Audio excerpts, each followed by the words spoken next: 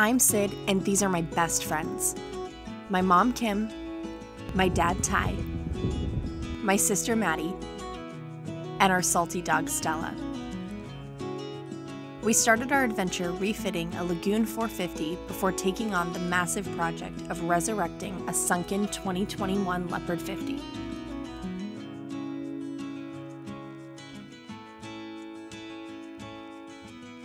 It's been one heck of a ride, but we're on this adventure to die with memories, not dreams, and live dauntless. Hey crew, welcome back. We are starting this week's video right where last week's video left off, so if you missed that one, go back and check it out. Make sure you subscribe and click that bell so you never miss a video, and let's get into it. Alright, so here we are on the boat. I have this panel, which is going to be the inboard panel done, and then you saw me cut these two strips. So what I'm going to show you now is how I put this stuff together. So you guys see that there's these triangle gaps here, okay? Basically, I line all of the edge panels up next to one another and I put tape on them, and this is going to act like a hinge so that when I collapse this down upon itself, it then creates that 90-degree turn. And then of course I'll put these clamps in there, which I'm going to glue in as well. So all that is happening, and see if I can get it so you can see what's going on here. Hang on a second. Alright, so I've got a nice tight seam, and I'm going to apply the caulking in the gaps before I roll it, so when I stretch the tape, it stretches it to that final position.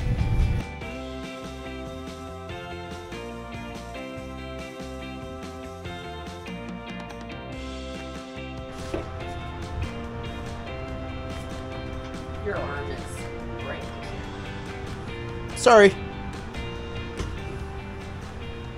These are my my standoff blocks that I made. So I'll keyhole together, and these are going to go right in here to support this against the wall and get everything tied in. So I'll screw it in. I'm screwing it to itself because it's just glued right now, and then I will drill holes in it and screw it to the wall and to the panel. Oh, time for Ty's pro tip. Ty's pro tip. You can either take a straight edge, not the side that Ty misdescribed, but an actual straight edge. If you're putting in hinges, and you've got several of them, if you take one straight edge and you slide it up next to it, you can actually square both hinges do that again. I want to see up close. at the same time. And that's straight.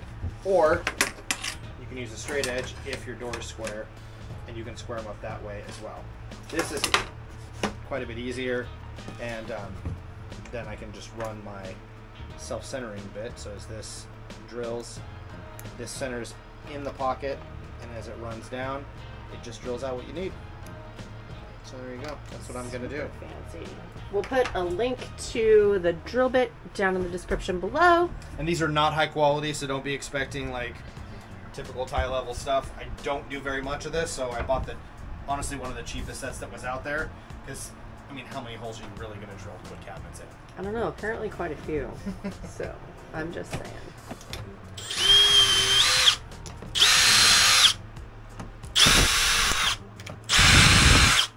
I want the door to be 1 inch above this half-inch cabinet frame. And so I'm going to mark right here on my door 1 inch.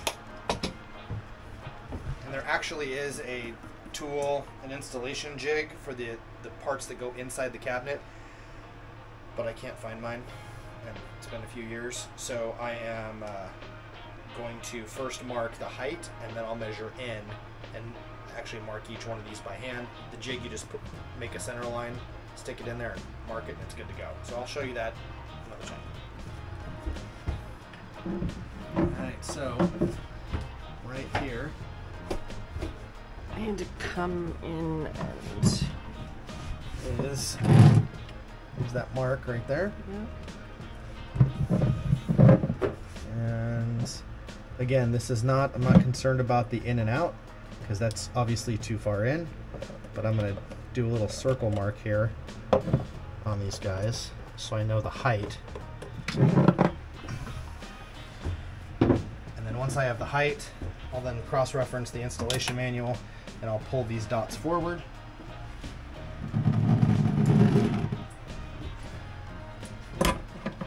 So here's the center line.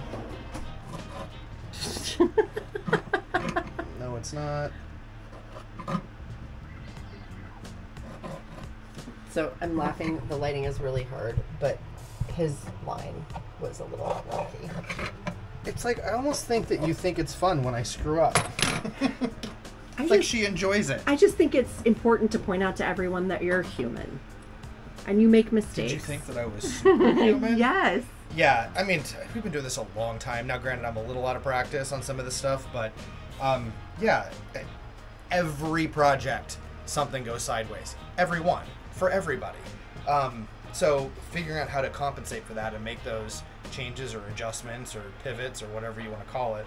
And honestly, as long as it's solid, it's quality, and it looks good in the end, sometimes you just have to take a different path. Or do it twice. Or 3 times. Kim, you keep casting that much shade in here and it's going to be too dark to work, is all I'm saying.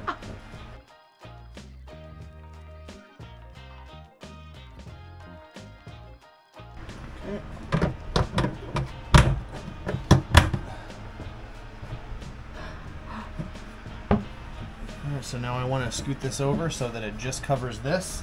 And on the right side of the door, I scoot over so that the door that comes on this side has got a bigger surface for it to set against.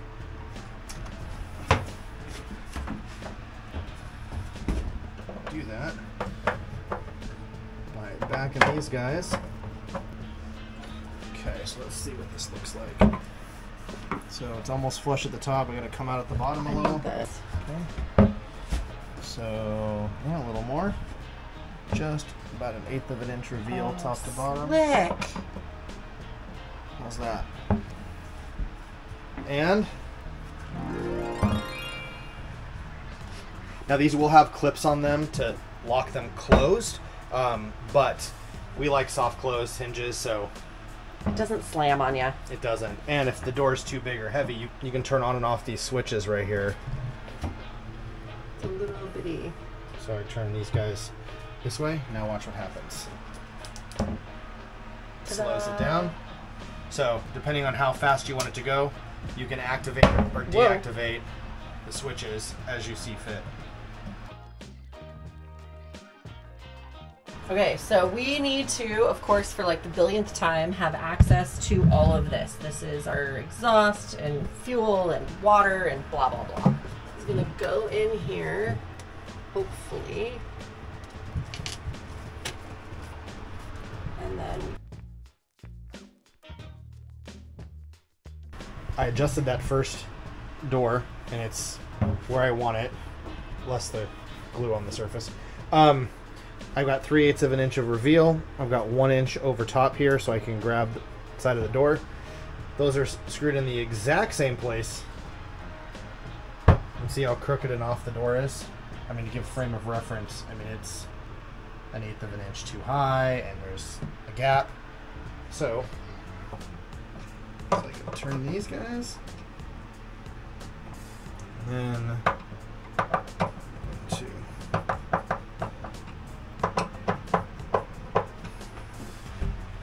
Test fits, so. alright, all the doors are installed. Ty's just doing the final adjustments. Just need to get some bumpers on, but all the doors are nice and even. So I think Kim's favorite part, I'll show you a couple, but we're gonna let Kim have the rest of the fun. So the cool thing about these door hinges is you see all this mechanical stuff. Well, these fancy covers come in here and they just snap on. It just finishes it up so nicely. It does look nice, doesn't it? I mean, And then there we go. so pretty. That is slick. And it matches the same grab pull that all the rest of the doors in the boat have, where you reach either on the side or on the top, and we'll have that same latch mechanism.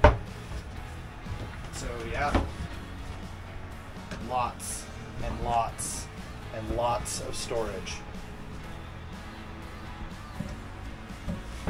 That's a win, Kim.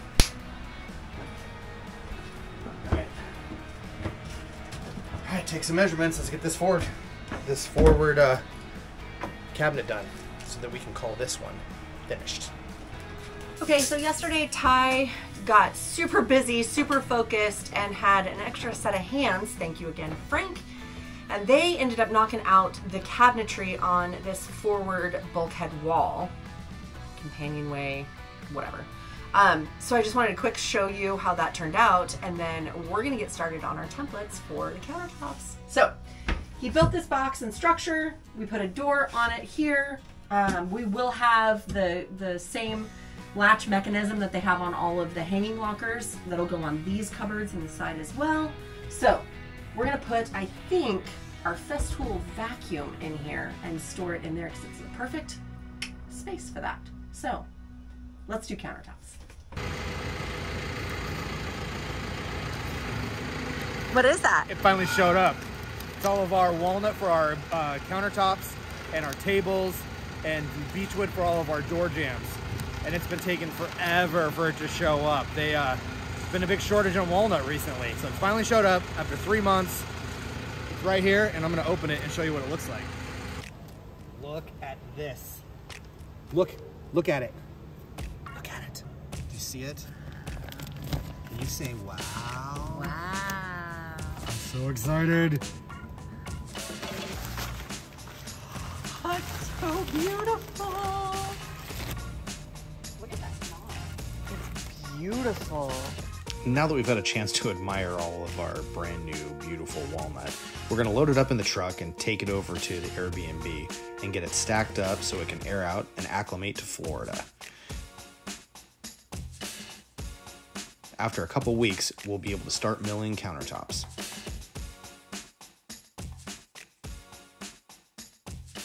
The first thing we need to do is take this 1/4-inch plywood and rip it down into 2-inch strips for our templates.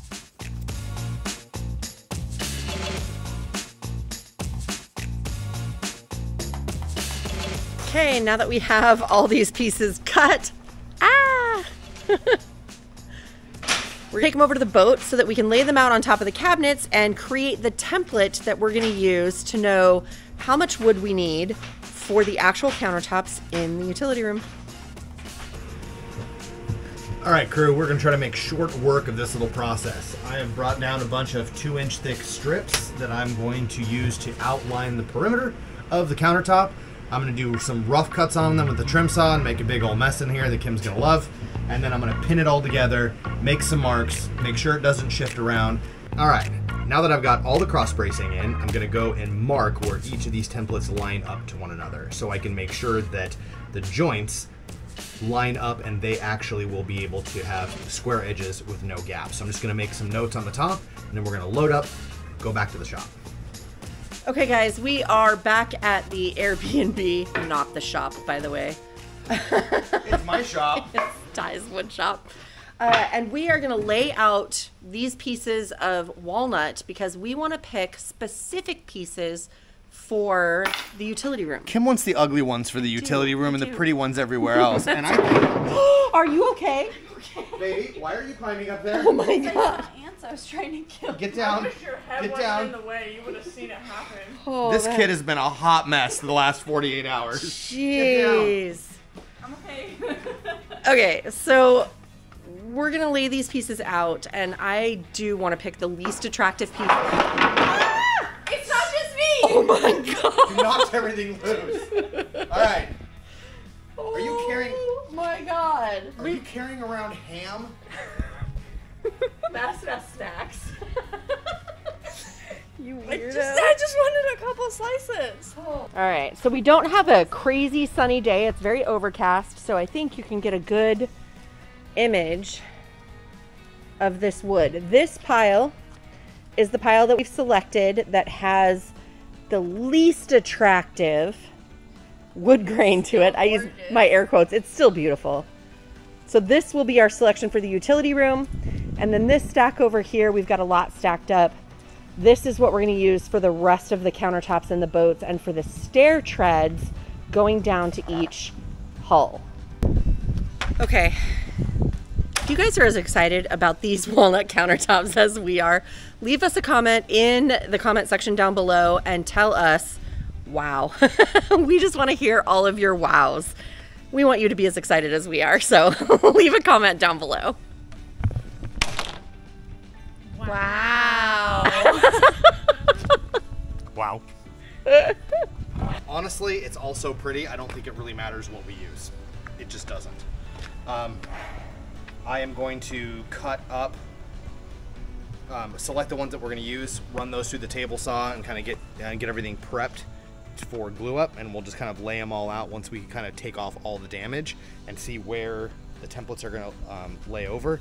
I'd like to get full run strips, but I think that a lot of these are going to be segmented, so it's not going to be complete long strips for every single run. There'll be some very staggered lengths, if that makes any sense. Why would you stagger the lengths? Because we're not going to have long enough boards for all of the pieces to have one continuous run, I don't believe. But we will I see. think you should try harder. Of course. So, challenge made. Go. Bossy. Let's do it. With all the slabs chosen for these countertops now, we'll use the track saw to put a straight line rip. After that, we'll run them through the table saw to make sure that both sides of the board are parallel and straight. Alright. This is a good way to optimize our stuff. Alright, so we still need to plane this down. So we've decided the direction that we want it to go. Now, to be able to keep track of this, I'm going to mark on the end grain the side up and the number, which number board it's going to be, 1, 2, 3, 4, and 5. That way when we run them through the planer to bring all of this down to a standard thickness, we can reorient them without having to start all over again. Alright. This is definitely one of my most fun parts, running everything through the planer. This guy's got two modes. One is a dimensioning pass, which is what we're doing right now. Alright, that's enough noise for today. We're going to clean up our mess and lay this wood out and double check the template and try to make something beautiful.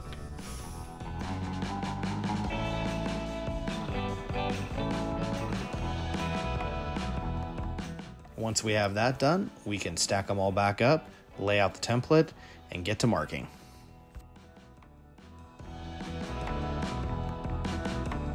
Alright, I've got my perimeter set for this template.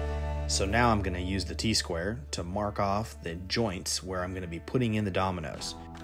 This is what a domino is. It's basically just a big, fat, flat dowel that is made out of beechwood. This provides a lot of support and allows us to align the tops of the boards all at the same height. It's important that I mark each board at the exact same spot where they touch. So when I use the domino machine to make the holes, that we get a nice, perfect lineup. So this fancy little piece of kit is a Festool domino. This takes a round bit and drills oblong, deep holes that those big fat dowels are going to fit into. Once everything is drilled out and our workspace is cleaned up, we're now going to get to gluing. Man, that's a lot of dominoes. It's important before we start that we give all the mating surfaces where we're going to put the glue a quick wipe down with a wet rag. This is going to allow the grain to rise up a little bit and get that wood moist so that it doesn't suck all the moisture out of the glue. Once that glue squeezes out and starts to tack up a little bit, what I'm going to do is take this end of the glue brush, which is just a little scraper, and take off the excess so I clean up my mess and I don't have so much to sand off later.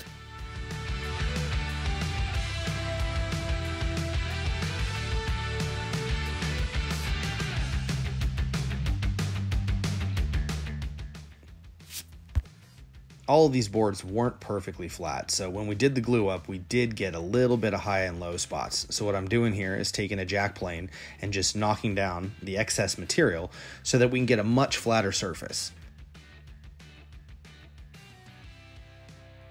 Okay, so I've done sanding the tool marks out with 40 grit.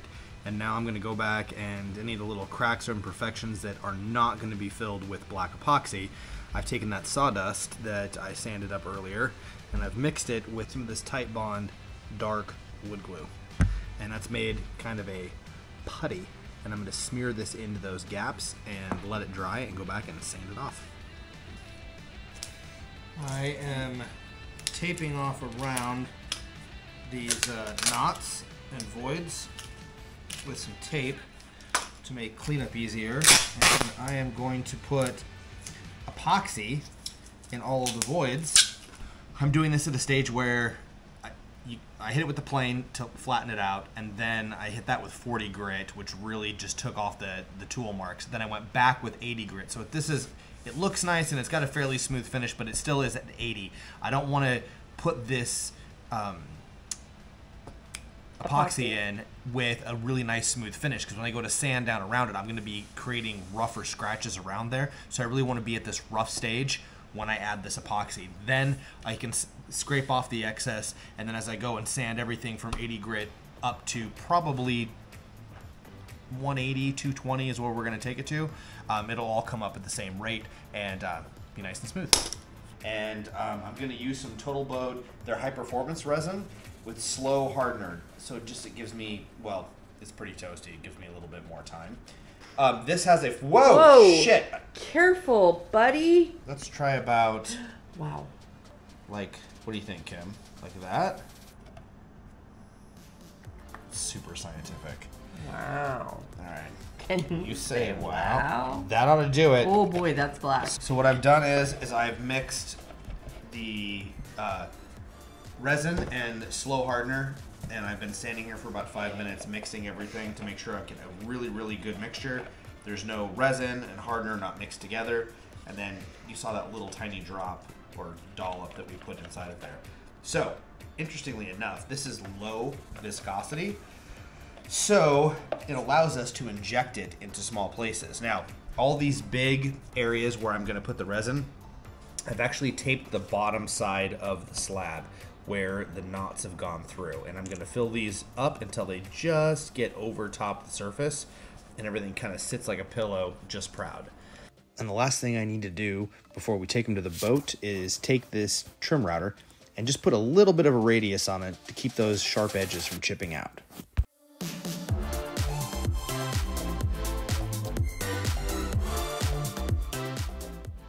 All right, now the last thing we need to do is make 20 drawer faces, and it's just rinse, repeat till we're done.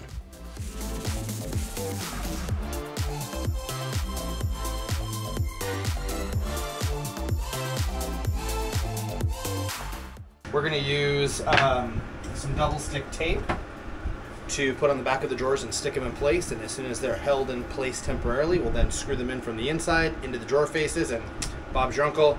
Then we'll have completed drawer faces.